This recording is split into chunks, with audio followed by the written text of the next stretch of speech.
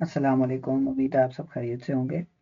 Last lecture में हमने जो है 4.1 को कंप्लीट कर लिया था, तो अब हम चलते हैं नेक्स्ट एक्सरसाइज यानी कि 4.2 के ऊपर। 4.2 में हमारे पास दो कॉन्सेप्ट यूज़ हो रहे हैं, एक अरिथमेटिक सीक्वेंस का या फिर अरिथमेटिक प्रोग्रेशन भी हम उसे कहते हैं, और जो दूसरा है वो है हमारे पास अरिथमेटिक मीन का। तो पहले अरिथमेटिक सीक्वेंस की डेफिनेशन देखते हैं, फिर उसके बाद हम चलेंगे अरिथमेटिक मीन के ऊपर।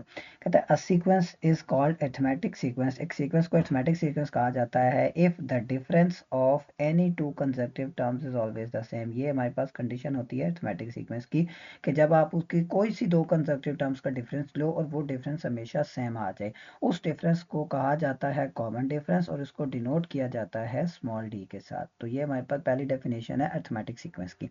एक और डेफिनेशन है जो कि पहले से ही ड्राइव हुई है। A sequence is arithmetic if it's each succeeding term, इसकी हर नई आने वाली टर्म जो है is obtained by adding difference. जब उसकी पुरानी टर्म में डी ऐड किया जाएगा तो जो नई टर्म आएगी, हमेशा ऐसा अगर हो तो उस सीक्वेंस को हम कहते हैं कि वो हमारे पास जो सीक्वेंस है वो अरिथमेटिक सीक्वेंस है। आप एक एग्जांपल के तौर पे एक सीक्वेंस ले लेते हैं, 3 7 11 15 and up to so on. अब ये जो सीक्वेंस है ये अरिथमेटिक है या नहीं, ये कैसे पता चलेगा? तो देखें, ये पता चलाने के लिए हम पहली दो टर्म्स का डिफरेंस ले लेंगे। तो पहली दो टर्म्स का जो डिफरेंस है वो आपके पास क्या आ जाएगा, 7 - 3 विच इज इक्वल टू 4। पहली दो टर्म्स का जो डिफरेंस है वो आपके पास 4 आया। फिर आप नेक्स्ट टू टर्म्स का डिफरेंस ले लें, यानी कि नेक्स्ट टू टर्म्स है आपके पास 7 और 11। तो 11 - 7 का जो डिफरेंस है वो भी आपके पास कितना आ जाएगा, वो भी 4 आ जाएगा। और अगर आप नेक्स्ट टू टर्म्स का डिफरेंस लें, यानी कि 11 और 15, तो 15 - 11 ये भी आपके पास क्या आ जाएगा, 4 आ जाएगा। तो क्योंकि ये जो डिफरेंस है ये सेम आ रहा है, तो जो सीक्वेंस आपके पास है वो सीक्वेंस कौन सा होगा, वो सीक्वेंस होगा अरिथमेटिक सीक्वेंस। तो अरिथमेटिक सीक्वेंस एक ऐसा सीक्वेंस होता है जिसकी कोई सी दो कंसेप्टिव टर्म्स का जो डिफरेंस होता है वो हमेशा क्या आए, सेम आए। वो पॉजिटिव भी हो सकता है, नेगेटिव भी हो सकता है। अगर वो पॉजिटिव होगा तो वो सीक्वेंस इंक्रीजिंग सीक्वेंस होगा, और अगर वही नेगेटिव होगा तो वो जो सीक्वेंस है वो डिक्रीजिंग सीक्वेंस होगा। अब हम इसी अरिथमेटिक सीक्वेंस की जनरल टर्म के फार्मूला ड्राइव वो ड्राइव करने लगे, यानी कि मैं यहाँ पे लिख लेता हूँ कि अब हम क्या करने लगे, we have to find the general term में, यानी कि A N, general term of an arithmetic progression. एक अरिथमेटिक प्रोग्रेशन की जनरल टर्म कैसे फाइंड करते हैं? तो मैं लिखता हूँ कंसिडर एन अरिथमेटिक प्रोग्रेशन। एक अरिथमेटिक प्रोग्रेशन ले लेते हैं, A1 A2 A3 A4 and up to so on up to AN। अब ये एक अरिथमेटिक सीक्वेंस है, तो आपको पता है कि अरिथमेटिक सीक्वेंस में जो सेकंड टर्म होती है या जो नेक्स्ट टर्म होती है वो आपके पास तब आती है जब आप प्रीवियस टर्म में डी ऐड करते हैं। सेकंड डेफिनेशन जो हमने देखी थी, यानी कि यहाँ पे मैं ये लिख सकता हूँ कि A2 is equal to A1 plus D. Same इसी तरह मैं लिख सकता हूँ A3 is equal to A2 plus D, और A4 को फिर मैं इसी तरह लिख सकता हूँ A3 plus D. Second definition में हमने यही देखा था ना कि हर नई टर्म तब आती है जब पुरानी टर्म में हम डी ऐड करते हैं।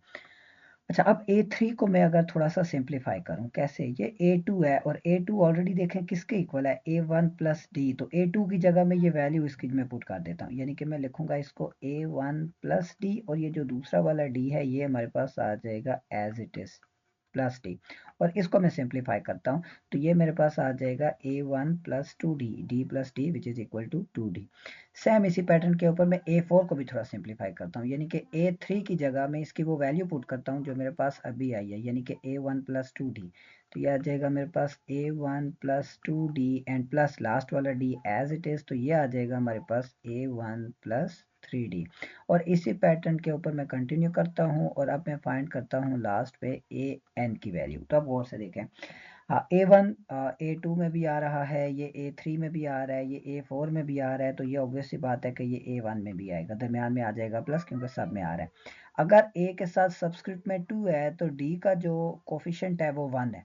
अगर A के साथ सबस्क्रिप्ट में 3 है तो D का जो कोफिशिएंट है वो 2 है। अगर A के साथ सबस्क्रिप्ट में 4 है तो D का कोफिशिएंट आप देखें तो वो आपको क्या मिलेगा, 3। यानी कि यहाँ से क्या पता चला कि जितना सबस्क्रिप्ट ए के साथ होगा उससे एक कम डी का कोफिशिएंट होगा। तो अगर ए के साथ n है तो डी के साथ क्या हो जाएगा, n-1 हो जाएगा। ये हमारे पास है general term of arithmetic progression का फॉर्मूला। ए एन अगर हमें पता चल जाए तो हम कोई भी जो उस अरिथमेटिक सीक्वेंस की टर्म है वो फाइंड कर सकते हैं। और ये तो था अरिथमेटिक सीक्वेंस के साथ। दूसरी जो फार्मूला या जो कॉन्सेप्ट यूज हो रहा है वो है हमारे पास अरिथमेटिक मीन का फार्मूला।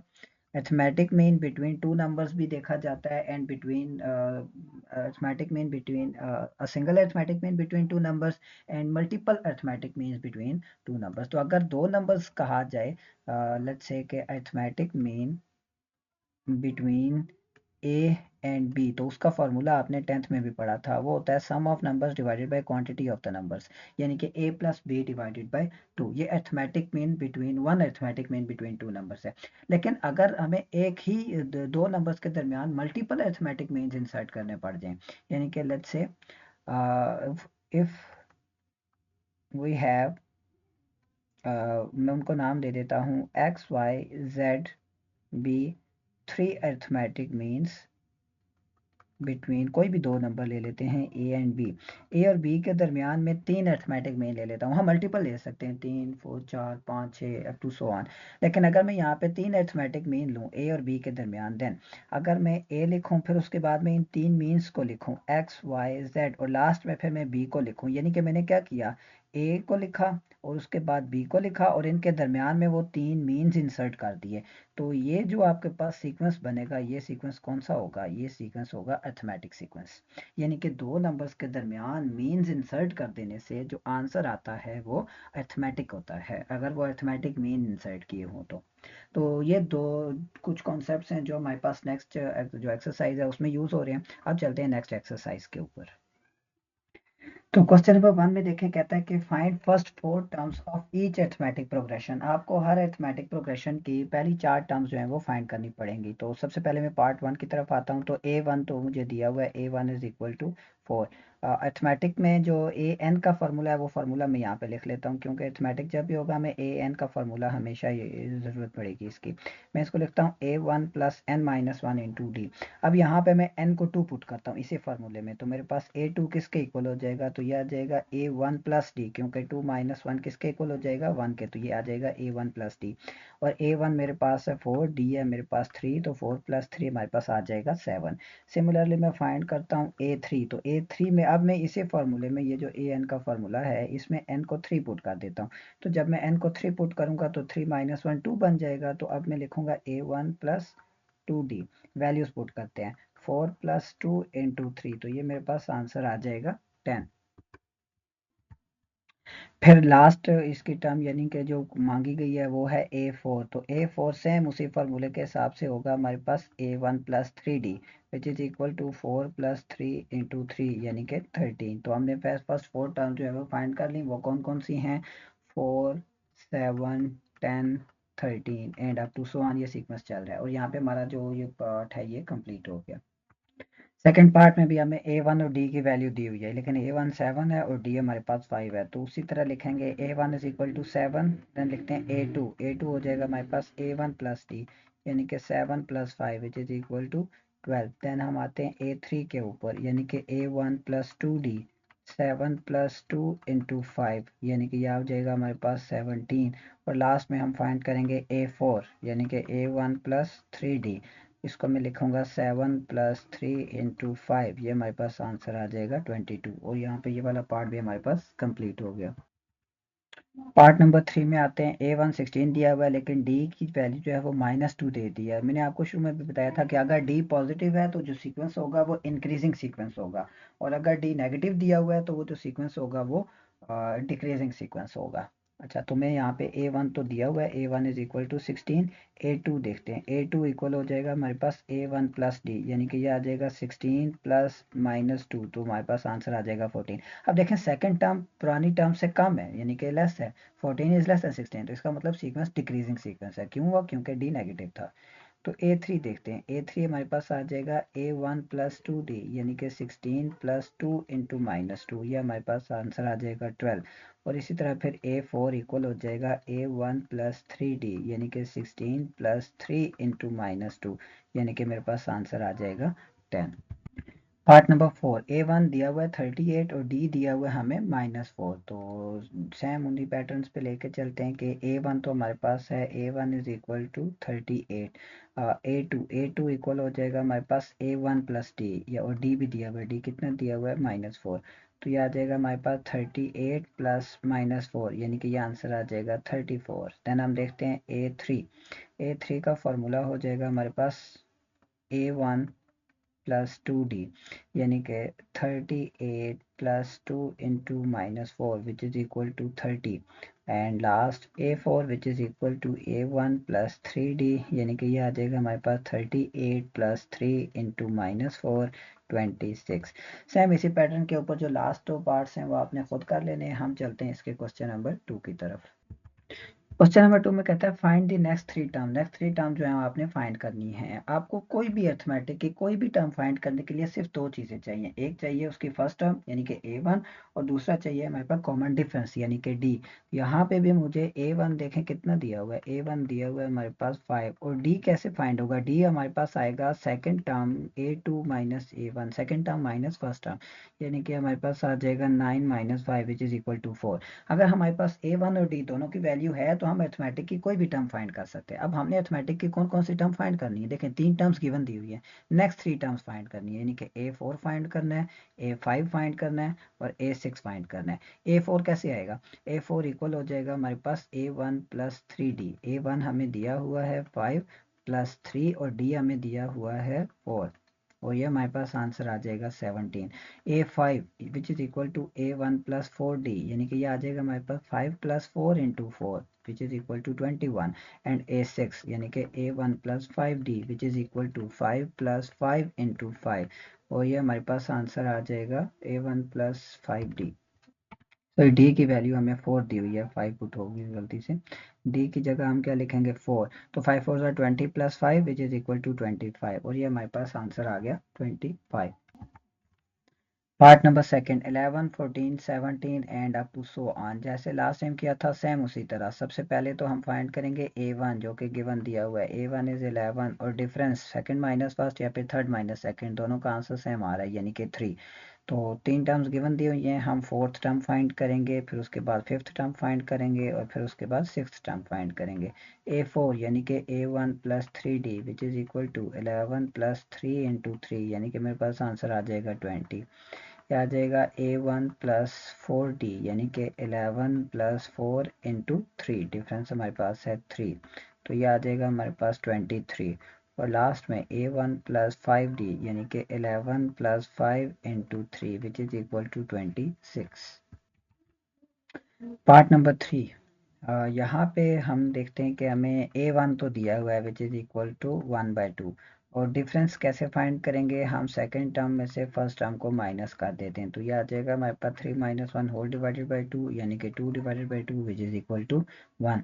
और बाकी उसी तरह A4 फाइंड करेंगे, A5 फाइंड करेंगे और A6 फाइंड करेंगे। A4 कैसे आएगा, A4 आएगा A1 प्लस 3D, यानी कि A1 है हमारे पास 1/2 प्लस 3 इंटू D है हमारे पास 1 which is equal to 1 plus 7, ये आ जाएगा हमारे पास 7/2। सेम इसी तरह A5 A1 plus 4D which is equal to 1/2 plus 4 into 1, ये आंसर आ जाएगा हमारे पास 9/2। और A6 A1 plus 5D which is equal to 1/2 plus 5 into 1, यानी कि आ जाएगा हमारे पास 11/2। सेम इसी तरह इसका लास्ट पार्ट आपने खुद इसी पैटर्न के ऊपर कर लेना है। हम चलते हैं इसके क्वेश्चन नंबर 3 की तरफ। क्वेश्चन नंबर 3 में हमें कहता है कि 11th टर्म फाइंड करो इस सीक्वेंस के, यानी कि 0.07 0.12 0.17 and up to so on. तो सबसे पहले तो मैं देखता हूँ मुझे A1 कितना दिया हुआ है, तो A1 दिया हुआ है 0.07। अब मैं फाइंड करता हूँ डिफरेंस, यानी कि 0.12 माइनस 0.07, तो ये आ जाएगा मेरे पास 0.05। अच्छा, अरिथमेटिक डिफरेंस और फर्स्ट टर्म और डिफरेंस चाहिए। जैसे ये आ गया तो मैं A11 का फॉर्मूला लिखता हूँ। A11 इक्वल हो जाएगा मेरे पास A1 प्लस 10D। अच्छा, ये कैसे पता चला, क्योंकि आपको पता है AN का फॉर्मूला क्या होता है, A1 plus N minus 1 into D। वहाँ पे मैंने N की जगह 11 पुट कर दिया, तो ये आ गया A1 plus 10D। Values put कर देते हैं, A1 का मतलब 0.07 प्लस 10 इंटू डी है हमारे पास 0.05, और जब इसको कैलकुलेटर में लिखेंगे तो ये हमारे पास आ जाएगा 0.57।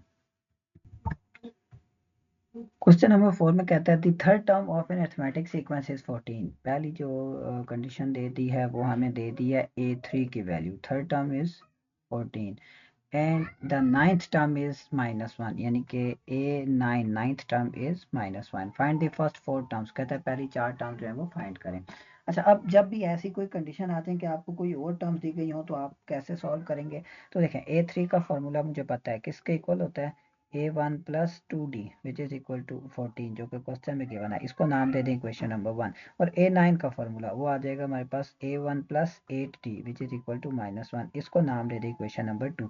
अब ये दो साइमल्टेनियस इक्वेशंस को हम सॉल्व करेंगे जिनमें दो वेरिएबल्स हैं a1 और d, और इन दोनों की वैल्यू फाइंड कर लेंगे, क्योंकि यही दो चाहिए हमें अरिथमेटिक टर्म की, अरिथमेटिक सीक्वेंस की कोई भी एक खास टर्म फाइंड करने के लिए।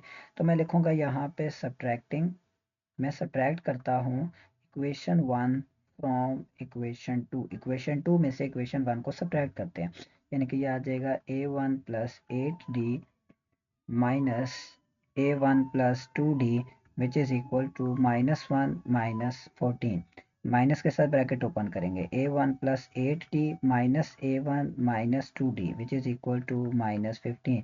तो a1 से कैंसिल, 8d माइनस 2d यानी कि 6d इज इक्वल टू -15। तो d आ जाएगा मेरे पास -15 डिवाइडेड बाई 6, यानी कि मैं इसको लिख सकता हूँ -5 डिवाइडेड बाई 2। अब ये जो डी का आंसर आया है इसको इक्वेशन नंबर 1 में पुट करते हैं ताकि a1 का आंसर आए। तो मैं लिखूंगा कि हम इसको यूज कर रहे हैं इन इक्वेशन नंबर 1। तो इक्वेशन नंबर 1 क्या बन जाएगी फिर, a1 प्लस 2 इंटू डी का मतलब -5/2 which is equal to 14, which is equal to 14। तो यहाँ से 2 से हुआ कैंसिल, 5 यहाँ पे माइनस हो रहा है, तो जब मैं दूसरी तरफ लेकर जाऊंगा तो प्लस हो जाएगा। तो यह आ जाएगा हमारे पास a1 is equal to 14 plus 5, यानी कि विच इज इक्वल टू 19। और यही दो टर्म्स हमें चाहिए अरिथमेटिक के कोई भी खास टर्म को फाइंड करने के लिए। तो a1 भी मेरे पास आ गया 19, और d मैंने ऑलरेडी फाइंड किया हुआ था जो कि किसके इक्वल है, -5/2। तो अब हमने फाइंड क्या करना था, फर्स्ट फोर टर्म्स के लिए मैं a2 का वैल्यू लिखूंगा, फिर उसके बाद a3 की वैल्यू, और a3 के बाद a4। तो a2 इक्वल हो जाएगा हमारे पास a1 प्लस डी, a1 हमारे पास कितना है 19, एंड प्लस d हमारे पास क्या आया, d हमारे पास आया -5/2। इसको जब आप कैलकुलेटर में लिखेंगे तो ये आपके पास आंसर आ जाएगा 33 डिवाइडेड बाई 2। a3 हमारे पास आ जाएगा a1 प्लस 2d, यानी कि आ जाएगा 19 प्लस 2 इंटू -5/2।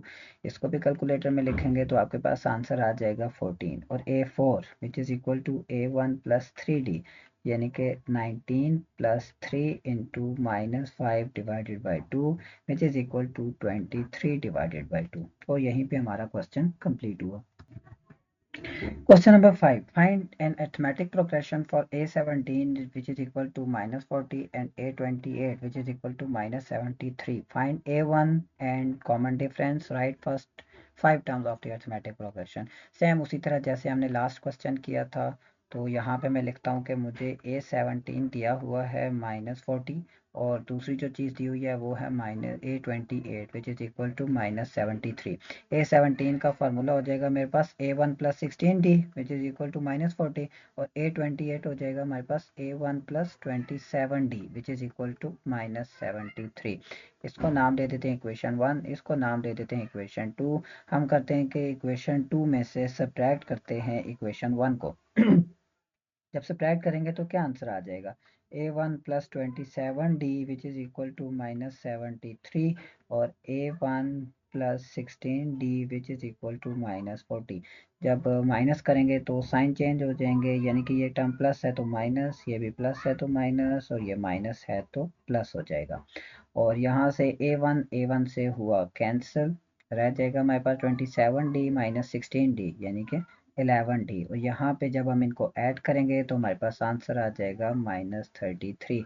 और d किसके इक्वल हो जाएगा, d will be equal to -33 divided by 11 यानी कि -3।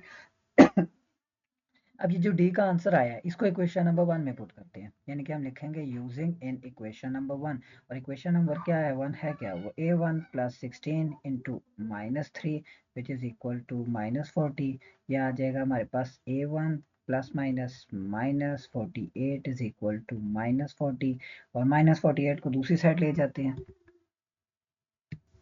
तो ये हमारे पास आ जाएगा a1 is equal to -40 plus 48, यानी कि आंसर आ जाएगा हमारे पास 8। तो दो चीज़ें हमने पहले फाइंड कर ली, यानी कि जो पहले फाइंड करनी थी d की वैल्यू जो कि -3 आई वो भी हमने फाइंड कर ली, और उसके बाद हमने a1 का आंसर 8 फाइंड कर लिया। इसके बाद और जो चीज़ फाइंड करनी है वो हमारे पास फर्स्ट 4 टर्म्स, यानी कि हमने फाइंड करना है a2 a3 a4 and a5 मजीद। तो मैं लिखता हूँ a2 किसके इक्वल हो जाएगा, a2 हमारे पास है a1 प्लस डी, a1 है हमारे पास 8 और d है हमारे पास -3, तो ये आंसर आ जाएगा हमारे पास 5। फिर लिखते हैं a3 जो आ जाएगा a1 plus 2d, 8 plus 2 into -3 जो कि आ जाएगा हमारे पास 2, और ए फोर के लिए लिखेंगे a1 प्लस 3d, यानी कि 8 प्लस 3 इंटू -3 जो कि आ जाएगा हमारे पास -1, and a5 which is equal to a1 plus 4d, यानी कि 8 प्लस 4 इंटू -3 यानी कि -4। इसके बाद आते हैं क्वेश्चन नंबर 6 के ऊपर। क्वेश्चन नंबर 6 में कहता है the fifth term of an arithmetic progression is 19। जो पहली जो टर्म दे दी है वो है हमारे पास a5 which is equal to 19, ये गिवन है, और a11 which is equal to 43 ये भी गिवन है। कहता है फर्स्ट टर्म फाइंड करें एंड 87th टर्म फाइंड करें। तो a5 का फॉर्मूला मुझे पता है a1 plus 4d which is equal to 19, और a11 का फॉर्मूला भी मुझे पता है a1 plus 10d which is equal to 43। इसको नाम दे देते हैं इक्वेशन 1, इसको नाम दे देते हैं इक्वेशन 2। जैसे लास्ट टाइम किया था इक्वेशन 2 में से इक्वेशन 1 को सब्ट्रैक्ट करते हैं, यानी कि a1 plus 10d which is equal to 43, और उसके बाद a1 plus 4d which is equal to 19। जब सब्ट्रैक्ट करेंगे तो साइंस चेंज हो जाएंगे, यानी कि ये प्लस है तो माइनस, ये भी प्लस है तो माइनस, और ये प्लस है तो माइनस, तो ये टर्म हो जाएगी तो डायरेक्टली कैंसिल, रह जाएगा 10d माइनस 4d यानी कि 6d, और दूसरी तरफ आ जाएगा 43 माइनस 19 यानी कि 24। तो यहाँ से d के लिए हम क्या करेंगे, तो d आ जाएगा हमारे पास 24 डिवाइडेड बाई 6 यानी कि 4। d की वैल्यू जो हमने फाइंड करनी थी वो कर ली। फिर उसके बाद a1 की वैल्यू फाइंड करनी है, तो उसके लिए हम इसको इक्वेशन नंबर 1 में पुट करते हैं, यानी कि मैं लिखूंगा using in equation 1, using in equation 1। तो इक्वेशन 1 है क्या, a1 प्लस 4 इंटू डी की वैल्यू 4 है विच इज इक्वल टू 19। यहाँ से आ जाएगा a1 plus 16 is equal to 19, 16 को दूसरी साइड ले जाते हैं तो a1 is equal to 19 minus 16, यानी कि a1 का भी आंसर आ गया हमारे पास 3। सो a1 जो कि फर्स्ट टर्म फाइंड करनी थी वो कर ली। अब रह गई हमारे पास 87th टर्म। 87th टर्म के लिए मैं क्या करूंगा, फार्मूला लिखूंगा a87 which is equal to a1 plus 86d, value put कर लेते हैं, यानी कि 3 प्लस 86 इंटू 4, और इसको कैलकुलेटर में लिखते हैं तो हमारे पास आंसर आता है 347। और यहाँ पे हमारा जो ये क्वेश्चन था वो भी कंप्लीट हो गया। क्वेश्चन नंबर 7 थोड़ा सा डिफरेंट है बाकियों से, लेकिन है अर्थमेटिक का ही। देखें, कहता है कि एक सीक्वेंस आपको दिया हुआ है -6 -2 2 and up to so on, और कहता है कि इस सीक्वेंस की कौन सी टर्म है जो कि 70 है। अब ये फाइंड करने के लिए देखें, मुझे ये पता है कि अगर कोई टर्म की हो a1 तो वो उसकी फर्स्ट टर्म होगी, फिर इसी तरह a2 का मतलब उसकी सेकंड टर्म। कैसे पता चला, क्योंकि ये जो a के साथ सब्स्टिट्यूट वाला नंबर होता है ना, ये आपको बताता है कि वो जो टर्म है वो कौन सी टर्म है। अब मुझे 70 का नहीं पता कि फिलहाल ये कौन सी टर्म है, तो मैं क्या करूंगा, मैं खुद से कोई एक रैंडम नंबर ले लूंगा और वो असाइन कर दूंगा 70 को, यानी कि मैं कह दूंगा कि let a n is equal to 70। अब एन का जो भी आंसर आएगा मेरे पास, एन का आंसर 5 आता है, 6 आता है, 7 आता है, जो भी आता है वो ये बताता है कि, तो अब मैं यहाँ पे ए एन की जगह उसकी वैल्यू लिखता हूँ, यानी कि a1 plus N minus 1 into d which is equal to 70। इस इक्वेशन को सॉल्व करूंगा, एन की वैल्यू फाइंड करूंगा, और वो हमारे पास आंसर आ जाएगा a1 जो कि मुझे गिवन दिया हुआ है, यानी कि -6 plus n-1 as it is. अब ये जो d है ये हमें पता है कैसे फाइंड करते हैं। देखें, d होता क्या है, second term minus first term, second term क्या है -2 माइनस फर्स्ट टर्म क्या है -6, ये आ जाएगा हमारे पास -2 + 6 विच इज इक्वल टू 4। तो डी की जगह मेरे पास आ जाएगा answer 4 and is equal to 70। -6 को दूसरी साइड ले जाते हैं तो ये आ जाएगा 4 into n minus one is equal to 70 + 6 यानी कि 76। 4 को भी दूसरी साइड ले जाएंगे तो n minus one is equal to 76 divided by 4 which is equal to 19। और लास्ट में जब मैं -1 को दूसरी साइड ले जाऊंगा तो मेरे पास आंसर आ जाएगा n इज इक्वल टू 20। तो ये पता चला कि जो हमारे पास टर्म दी गई थी 70 वो इस सीक्वेंस की कौन सी टर्म है, वो इस सीक्वेंस की 20th टर्म है। सेम इसी पैटर्न पे हम नेक्स्ट क्वेश्चन भी करते हैं क्योंकि वो भी बिल्कुल सिमिलर है इसी के। अगेन हमें एक सीक्वेंस दिया हुआ है और हमसे ये पूछा हुआ है कि इस सीक्वेंस की कौन सी टर्म है जो -105 डिवाइडेड बाय 2 है। तो जैसे लास्ट टाइम क्या था सेम उसी तरह हम करते हैं कि an is equal to -105 divided by 2। an का फॉर्मूला हमारे पास आ जाएगा a1 + n-1 into d which is equal to -105 divided by 2 105 divided by 2। a1 given दिया हुआ है यानी कि 5 divided by 2 plus n-1 D अभी मैंने कहा जैसे हम फाइंड करते हैं सेकंड टर्म यानी कि 3/2 माइनस फर्स्ट टर्म यानी कि 5/2। तो ये आ जाएगा हमारे पास -1। तो डी की जगह हम लिखेंगे -1 और दूसरी तरफ हमारे पास आ जाएगा -105 डिवाइडेड बाई 2।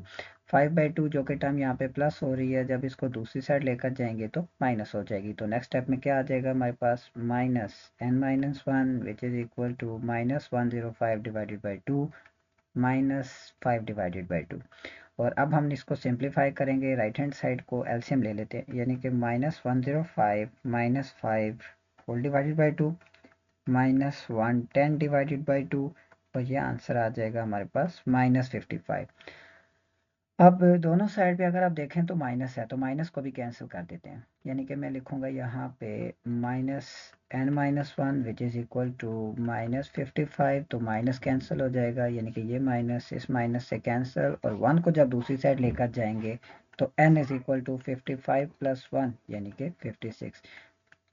तो वो जो टर्म है वो इसकी कौन सी टर्म है, वो इसकी 56th टर्म है यानी कि -105 डिवाइडेड बाई 2। क्वेश्चन नंबर 9 में दिया हुआ है हमें 3 नंबर्स और हमें कहा हुआ है कि वो तीनों नंबर्स एक अरिथमेटिक सीक्वेंस में यानी कि 1/a b and 1/c are in ap यानी कि मैं लिख लेता हूँ 1/a and b and 1/c are in arithmetic progression. तो अगर ये अरिथमेटिक प्रोग्रेशन में है तो हमें पता है ना किसी भी दो कंजर्वेटिव टर्म्स को सब्ट्रैक्ट करने से आंसर डी आता है। यानी कि यहाँ पे फिर हम लिख सकते हैं कि d is equal to b minus 1/a यानी कि जब मैं सेकंड टर्म में से फर्स्ट टर्म को माइनस करूंगा तो मेरे पास d आ जाएगा।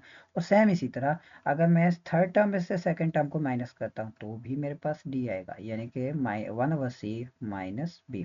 अब ये मेरे पास दो डिफरेंस आ गए, एक को हम कहते हैं b-1/a इक्वेशन नंबर 1 और दूसरे को हम कहते हैं इक्वेशन नंबर 2। ज़्यादा करने के बाद मैं कहता हूँ कि मैं अब इन दोनों इक्वेशंस को ऐड करता हूँ, एडिंग इक्वेशन 1 एंड इक्वेशन 2। तो जब हम इक्वेशन 1 और इक्वेशन 2 को ऐड करेंगे तो हमारे पास आंसर आ जाएगा d + d which is equal to b-1/a plus 1/c minus b। तो यहाँ से d + d हमारे पास आंसर आ जाएगा 2d which is equal to b cancel हो गया माइनस b से रह जाएगा हमारे पास 1/c माइनस 1/a। अब हम यहाँ पे एलसीएम लेंगे 1/c माइनस 1/a में तो यह आ जाएगा हमारे पास a minus c divided by a c. Two गलती से लिखा गया a-c डिवाइडेड बाई ए सी और दूसरी साइड पे हमारे पास क्या है, दूसरी साइड पे हमारे पास है 2d। तो 2d के साथ जो 2 है उसको भी इस साइड पे ले आते हैं तो यहाँ से हमारे पास ये प्रूव हो जाएगा कि d is equal to a-c divided by 2ac और यही चीज़ हमने प्रूव करनी थी। तो चलते हैं क्वेश्चन नंबर 10 की तरफ। क्वेश्चन नंबर 10 में कहता है during a free fall a sky diver fall 16 feet in the first second के एक स्काई डाइवर जो है वो 16 फीट गिरता है फर्स्ट सेकंड में, 48 in the second second and 80 feet in the third second. If he continues to fall at this rate how many feet will he fall during the 8th second. अच्छा अब यहाँ पे उसने आपको एक सीक्वेंस दिया हुआ है, A1 दिया हुआ है 16, A2 आपको दिया हुआ है 48 और A3 आपको दिया हुआ है 80, और इसी पैटर्न पे चलते चलते वो आपसे ये पूछ रहा है कि A8 जो है वो किसके इक्वल होगा। तो अगर आप गौर करें तो ये आपको एक अर्थमेटिक सीक्वेंस मिल रहा है। इस अर्थमेटिक सीक्वेंस का जो कॉमन डिफरेंस है वो कितना है, 48 माइनस 16 यानी कि 32। तो यहाँ पे मैं सबसे पहले A8 का फॉर्मूला लिखूंगा जो कि इक्वल हो जाएगा मेरे पास A1 प्लस 7D, और इक्वेशन में वैल्यूज पुट करूंगा 16 प्लस 7 इंटू 32, और इस पूरी वैल्यू को इकट्ठा कैलकुलेटर में लिखते हैं तो हमारे पास आंसर आ जाएगा 240। तो वो जो स्काई डाइवर है वो 240 फीट जो है वो फॉल करता है ड्यूरिंग 8 सेकेंड। नेक्स्ट क्वेश्चन में कहता है कि if rupees 1000 save on August 1, 3000 on August 2, 5000 on August 3 and so on, how much is saved on August 20। Again हमें एक सीक्वेंस दिया हुआ है, और इस सीक्वेंस में जो फर्स्ट है वो रुपीज़ 1000 जो है वो सेव किए गए हैं। सेकेंड टर्म में हमारे पास है रुपीज़ 3000, और थर्ड टर्म में हमारे पास हैं 5000। और हमने ये बताना है कि 20 अगस्त यानी कि जो हमारे पास बनेगा A20 उसमें कितने पैसे जो है सेव हुए, यानी कि A20 फाइंड करना है। यहाँ पे क्योंकि ये अर्थमेटिक सीक्वेंस है, क्योंकि तीनों टर्म्स में अगर आप देखें तो फर्स्ट टू टर्म्स का जो डिफरेंस है वो 2000 है, और सेकंड टू टर्म्स का जो डिफरेंस है वो भी 2000 है। तो डिफरेंस मेरे पास आ जाएगा 2000 पे। फिर डायरेक्टली A20 का फॉर्मूला लिखता हूँ which is equal to A1 plus 19D, value put करते हैं यानी कि 1000 प्लस 19 इंटू 2000, और यूं ये मेरे पास आंसर आ जाएगा 39,000। तो मेरे पास जो टोटल सेव होंगे अगस्त 20 पे वो कितने होंगे, 39,000। यहाँ पे ये क्वेश्चन भी कंप्लीट हो गया। नेक्स्ट क्वेश्चन की तरफ चलते हैं। क्वेश्चन नंबर 12 कहता है a gardener is making a triangular planting with 35 plants in the first row, 31 in the second row, 27 in the third row and so on. तो यहाँ पे भी आपको एक सीक्वेंस दे दी है। वो सीक्वेंस क्या है कि वो जो गार्डनर है वो फर्स्ट रो में कितने प्लांट्स कर रहा है, 35, और सेकंड में 31, और थर्ड में हमारे पास है 27, और ये पैटर्न कंटिन्यू रहता है। कहता है if the pattern is consistent how many plants will there be in the eighth row में, यानी कि बताएं कि कितने प्लांट्स आएंगे, यानी कि अर्थमेटिक सीक्वेंस। और इस अर्थमेटिक सीक्वेंस का जो कॉमन डिफरेंस है वो होगा A2 माइनस A1, यानी कि 31 minus 35 which is equal to -4। तो मैं डायरेक्टली A8 का फॉर्मूला लिखता हूँ जो कि हमारे पास है A1 plus 7D, value put करते हैं 35 प्लस 7 इंटू -4, और यूं मेरे पास आंसर आ जाएगा 8। सॉरी, आंसर 8 नहीं आता बल्कि 7 आता है। तो यहाँ पे ये हमारा जो क्वेश्चन है ये भी कंप्लीट हो गया। क्वेश्चन नंबर 13 है हमारे पास अर्थमेटिक मीन का क्वेश्चन। कहता है अर्थमेटिक मीन फाइंड करें, हर दो नंबर्स के दरमियान आपने एक अर्थमेटिक मीन फाइंड करना है। जैसे 7 और 17 के दरमियान अर्थमेटिक मीन जो होगा वो किसके इक्वल होगा, तो फॉर्मूला हमने देखा था कि A plus B divided by 2, यानी कि दो नंबर्स को ऐड कर दो और डिवाइड कर दो 2 से। तो ये हमारे पास आंसर आ जाएगा 24 डिवाइडेड बाई 2 यानी कि 12। तो 7 और 17 के दरमियान जो अर्थमेटिक मीन है वो क्या है, वो 12 है। और सेकंड ऑप्शन पे जब हम जाएंगे तो यहाँ पे जो अरिथमेटिक मीन होगा वो क्या होगा, वो हो जाएगा हमारे पास 3 plus 3 into square root of 2 plus 7 minus 3 square root of 2 and whole divided by 2, यानी कि दो नंबर्स को ऐड किया और उन दोनों को डिवाइड कर दिया। तो ये टर्म इस टर्म से हो गई कैंसिल, 3 प्लस 7 यानी कि 10, और 10 डिवाइडेड बाई 2 हमारे पास क्या आंसर आ जाएगा 5।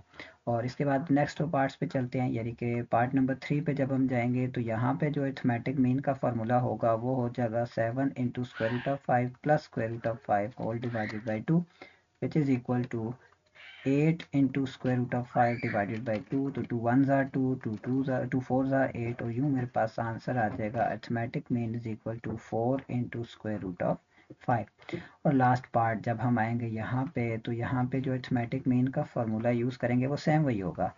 ये आ जाएगा 2y plus 5 plus 5y plus 3 and whole divided by 2। तो 2y प्लस 5y ये आ जाएगा हमारे पास 7y plus 5 plus 3 which is equal to 8 and whole divided by 2।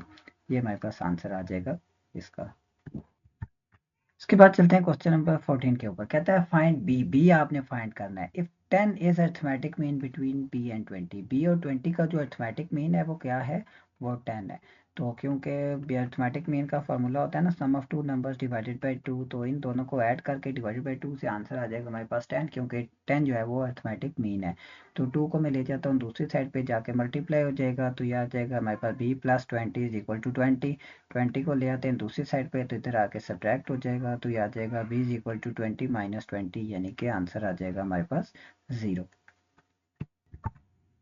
उसके बाद आते हैं क्वेश्चन नंबर 15 के ऊपर। कहता है find x and y. X और वाई की वैल्यू आपने फाइंड करनी है if 2 and 13 are two arithmetic means between x and Y.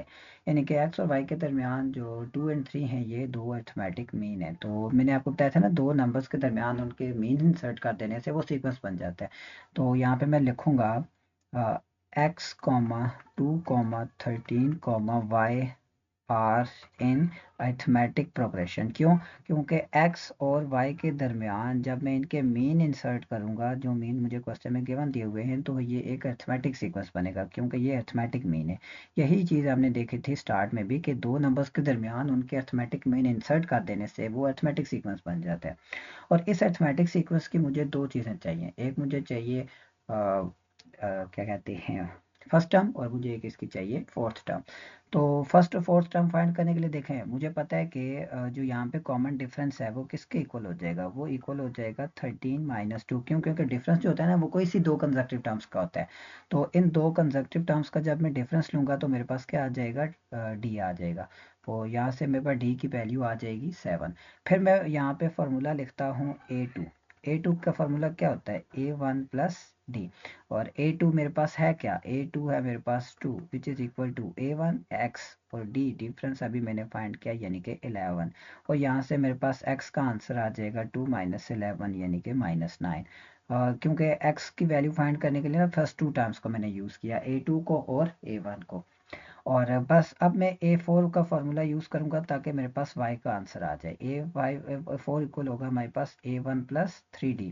और A4 है क्या, इस सीक्वेंस की फोर्थ टर्म यानी कि y, और A1 इस सीक्वेंस की फर्स्ट टर्म यानी कि x, और प्लस 3 और इस सीक्वेंस का डिफरेंस यानी कि 11, which is equal to -9 plus 33। और इसको जब मैं कैलकुलेटर में लिखूंगा तो मेरे पास फाइनल आंसर आ जाएगा 24। तो यूँ मेरे पास x का आंसर आ जाएगा -9 और y का आंसर आ जाएगा 24। यहाँ पे ये क्वेश्चन कंप्लीट हो गया। क्वेश्चन नंबर 16 में कहता है find two arithmetic means between 5 and 17। 5 और 17 के दरमियान आपने दो अरिथमेटिक मीन फाइंड करने हैं। तो वो दो अरिथमेटिक मीन लेट कर लेता हूँ, let x y be two arithmetic means between 5 and 17। तो 5 और 17 के दरमियान हमने दो अरिथमेटिक मीन इंसर्ट कर दिए, यानी कि 5 comma x comma y comma 17। ये जो बन जाएगा ये क्या बनेगा फिर, will be in arithmetic progression. क्योंकि दो नंबर्स के दरमियान उनके मीन इंसर्ट कर देने से वो अरिथमेटिक प्रोग्रेशन बन जाता है। इस अरिथमेटिक प्रोग्रेशन की चार टर्म्स हैं, जिनमें से जो फोर्थ टर्म है वो है हमारे पास 17। A4 का फॉर्मूला मुझे पता है A1 plus 3D which is equal to 17। और A1 भी मुझे पता है 5 plus 3D which is equal to 17। 5 को जब मैं दूसरी साइड ले जाऊंगा तो यह आ जाएगा 3D is equal to 17 minus 5 यानी कि 12। फिर जब मैं 3 को भी दूसरी साइड ले जाऊंगा तो D आ जाएगा मेरे पास 12 डिवाइडेड बाई 3 यानी कि 4। और यही दो चीज़ें चाहिए किसी भी अर्थमेटिक सीक्वेंस की कोई खास टर्म फाइंड करने के लिए, यानी कि A1 चाहिए, A1 तो हमारे पास है 5, और दूसरा चाहिए डी जो कि हमारे पास आ गया 4। अब ये दोनों चीज़ें क्योंकि हमने फाइंड कर ली हैं, तो अब मैं यहाँ पे फार्मूला लिखता हूँ A2 का। A2 इक्वल हो जाएगा मेरे पास A1 प्लस डी। और A2 है क्या, तो ये है हमारे पास A2 यानी कि x। और A1 है हमारे पास 5, और D अभी हमने फाइंड किया यानी कि 4। और ये आ जाएगा हमारे पास इक्वल टू 9। तो x यानी कि पहला जो अरिथमेटिक मीन है वो हमारे पास किसके इक्वल आ गया, 9 के। फिर मैं फार्मूला लिखता हूँ A3 का। A3 इक्वल हो जाएगा हमारे पास A1 प्लस 2D। और A3 है क्या, A3 है हमारे पास y, यानी कि y is equal to A1 है हमारे पास 5, और 2 इंटू डी है हमारे पास 4। तो 5 plus 8 which is equal to 13। तो ये हमारे पास दूसरा मीन आ जाएगा 5 और 17 के दरमियान। तो यूँ किसी भी दो नंबर्स के दरमियान मीन्स को इंसर्ट किया जाता है और फिर उनको फाइंड किया जाता है। तो उम्मीद है ये बात भी क्लियर होगी। और अब हम इसके एक्सरसाइज की लास्ट क्वेश्चन की तरफ चलते हैं। कहता है find 3 arithmetic means between 2 and -18। तो जैसे लास्ट टाइम क्या था, यहाँ पे भी सेम उसी तरह मैं कहता हूँ 3 अर्थमेटिक मीन को लेट कर लेते हैं। Let x Y Z be 3 arithmetic means between 2 and -18। तो इन मीन्स को जब इनके दरमियान इंसर्ट करेंगे, यानी कि 2 एक्स वाई जेड -18, तो ये क्या बनेगा, ये हमारे पास बन जाएगा will be in arithmetic progression. ये एक अर्थमेटिक प्रोग्रेशन बन जाएगा। इस अर्थमेटिक प्रोग्रेशन की हमारे पास 5 टर्म्स हैं और जिनमें से जो 5th टर्म है वो है हमारे पास -18, यानी कि मैं लिख सकता हूँ A5 इज इक्वल टू -18। और A5 का फॉर्मूला अब यूज़ करेंगे, A1 plus 4D which is equal to -18। A1 की वैल्यू पता है हमें 2 plus 4D which is equal to -18। 2 को ले जाते हैं दूसरी साइड पे, यहाँ पे प्लस हो रहा है उधर जाके माइनस हो जाएगा, तो यहाँ पे आ जाएगा हमारे पास 4D इज इक्वल टू -18 -2 यानी कि -20। और 4 को भी फिर ले जाते हैं दूसरी साइड पे, यहाँ पे मल्टीप्लाई हो रहा है दूसरी साइड जाके डिवाइड हो जाएगा, यानी कि D is equal to -20 divided by 4 यानी कि -5। और अभी मैंने पहले भी आपको बताया था कि अर्थमेटिक की कोई भी खास टर्म फाइंड करने के लिए हमें यही दो चीज़ें चाहिए होती हैं, एक A1 चाहिए होता है और एक हमें चाहिए होता है कॉमन डिफरेंस यानी कि D। अब क्योंकि ये वैल्यूज़ हमारे पास आ गई हैं, तो अब यहाँ पे मैं वो वैल्यूज़ फाइंड करूँगा जो मैंने फाइंड करनी है। मैंने फाइंड करना था एक्स वाई और जेड की वैल्यू। एक्स जो है वो इस सीक्वेंस की सेकेंड टर्म है, तो मैं सेकेंड टर्म का फार्मूला लिखूंगा। सेकेंड टर्म का फार्मूला क्या होगा, A2 is equal to A1 plus d. A2 का मतलब इस सीक्वेंस की सेकंड टर्म जो कि है हमारे पास x is equal to A1 first term अभी हमने फाइंड किया बल्कि गिवन है 2, और d डिफरेंस यानी कि -5। तो ये मेरे पास आंसर आ जाएगा -3। x की वैल्यू आ गई। फिर मैं फाइंड करता हूँ A3 का फार्मूला, ये आ जाएगा हमारे पास A1 प्लस 2D। A3 किसके इक्वल है, y के इक्वल है, और A1 है हमारे पास 2 प्लस 2 इंटू डी है हमारे पास -5, और ये मेरे पास आंसर आ जाएगा -8। तो y का आंसर भी मेरे पास आ जाएगा जो कि है -8। और लास्ट में मैं फार्मूला यूज़ करूँगा A4 जो कि है हमारे पास A1 प्लस 3D। A4 किसके इक्वल है, z के इक्वल है, तो z किसके इक्वल आ जाएगा 2 प्लस 3 इंटू -5, यानी कि ये हमारे पास आंसर आ जाएगा -13। तो वो जो तीन मीन्स हमने फाइंड करने थे वो कौन कौन से हैं, वो एक है हमारे पास -3, फिर है हमारे पास -8, फिर है हमारे पास -3, और लिखेंगे R3 अर्थमेटिक मीन्स बिटवीन किस किस के दरमियान है, 2 एंड -18 के दरमियान। और यहाँ पे हमारी जो फर्स्ट सेकंड एक्सरसाइज है 4.2 वो भी कंप्लीट हो गई है।